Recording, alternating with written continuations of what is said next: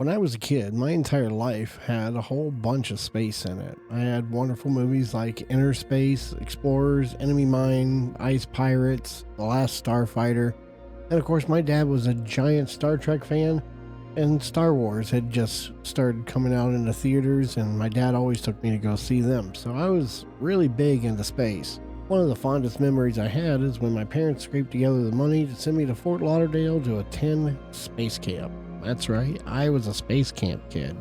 Before we go any further, my name is Gummerak. I'm a variety streamer over on Twitch, and I like to review a bunch of games so that you guys don't have to.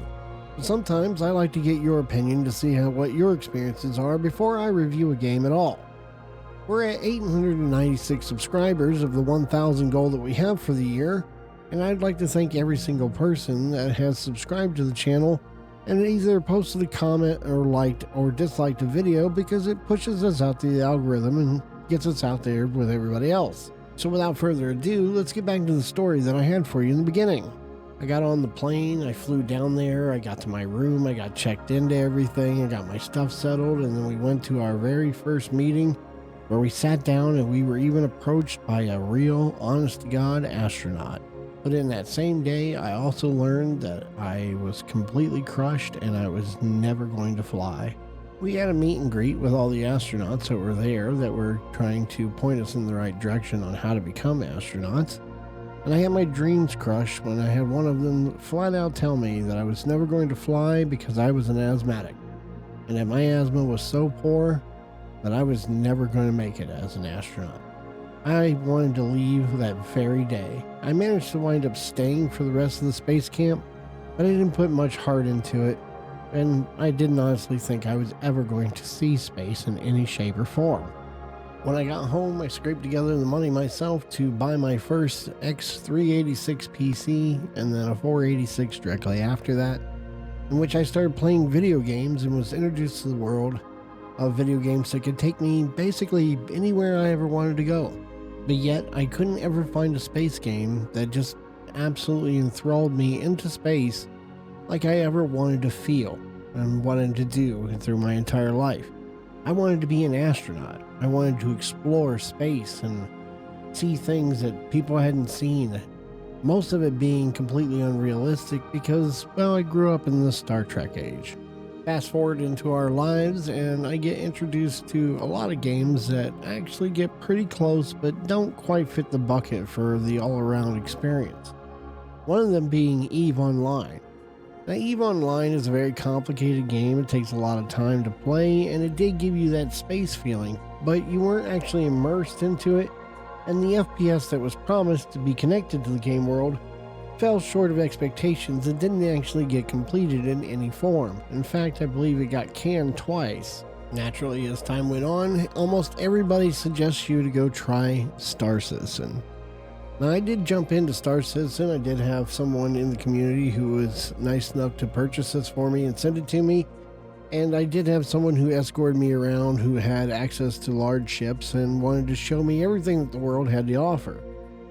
But I never really wound up leaving the space dock all that much because, one, it was a little too complicated than I wanted in a space game, which kind of defeats the purpose to everything that I stated because I wanted a realistic experience.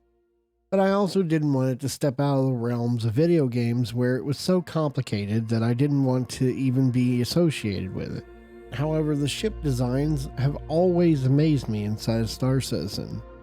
So you can expect how excited I was when I heard that there was going to be a more casual experience that was going to bring about space exploration and a lot of the things I wanted in space, but provided in an adventure aspect. Here's where you have Starfield come into play, and I've never really experienced a Bethesda game, but I knew what to expect just off of the things that I've watched and lots of the content creators that I have around me to tell me exactly what the experience was going to be like. Now, I did play a little bit of Skyrim and I did enjoy it before my kids took over the Xbox and I no longer had access to it. And I have lots of friends that were doing the whole modding community and things of that nature, so I got to watch a lot of it, especially on stream, so I had a good idea on what to expect. What I didn't expect was how smooth the launch was. And what I'm not going to do is sit here and tell you that this is a reveal of Starfield, because frankly, I haven't played it. But what I have seen of it and what I have watched from many content creators, I had a load of questions and things that I noticed about the game that I'm hoping will spark a conversation down in the comment section down below, and either to consolidate everybody's opinion so I can see exactly how you feel about the game. One of the very first feelings that I had of the game when I was watching it was a video game that came out for a television show called Defiance. I'll put a little bit of the footage up above of the video game Defiance so that you guys can see it. And it's not exactly a match for what we're talking about here because the technology is way different. But the color scheme, how everything was muted and muddy, kind of reminded me of the exact same thing. But that's kind of what you expect in space. You're constantly looking at things through a helmet or in a space vacuum of some sort, or a planet that had to be terraformed, so I don't expect it to be bright and vibrant like we're playing the MMO Palia or anything like that. It's kind of a stretchy comparison, but it's just what it reminded me of. It was just a throwback when I first had it, and it did involve going out in space or having things crash on the planet that came from space. Additionally to the feeling that I had from that game, I also noticed that some of the writing was forcing you in a direction no matter what the choices you had. After playing Baldur's Gate 3, it's a little difficult to go into a game that no matter what the decisions you make, they'll force you in a particular direction, where you can actually make the decisions in Baldur's Gate 3, and if it has negative impact, then it has negative impact. But this is nothing new for what I understand of Bethesda games. They did, however, wind up going back to a non-talking protagonist, which I'm kind of neither here nor there on that. But it does seem kind of interesting that that is the take that they decided to take in a world so large that they decided to not have any co-op or interaction with other players whatsoever.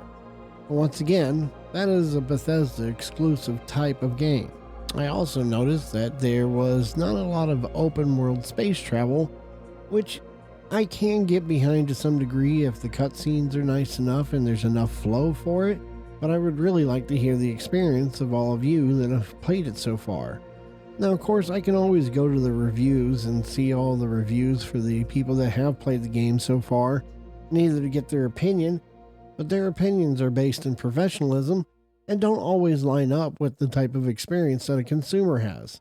Consumers have fun in video games that sometimes a professional reviewer will not have.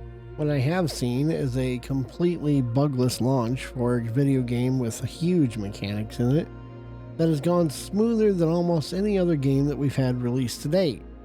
But then again, that's not too surprising considering how good the video games have been coming out for 2023. Right now, the video game industry is actually quite healthy compared to what it was 6 months ago. So on that note, I would like to hear what the consumers have to say about the video game and what their experiences are. Have you experienced any bugs? What do you think of the loading screens and exploration time? What do you think about the ship combat? What do you think of the game overall? Leave it down in the comment sections down below. I've been on the fence on playing the game or not, and I would really love to hear your experiences to make my decision on whether I'm going to play it on the 6th or not when it comes out. I'd love to hear what all of you have to say and your experiences, and if you'd like to see more from this channel or even provide some more information, make sure you hit the subscription button and hit the bell notification to know when I put up a new video so that you can interact with the community with everybody else. I greatly appreciate the consideration. I hope you guys have an amazing rest of your Labor Day and the rest of your week.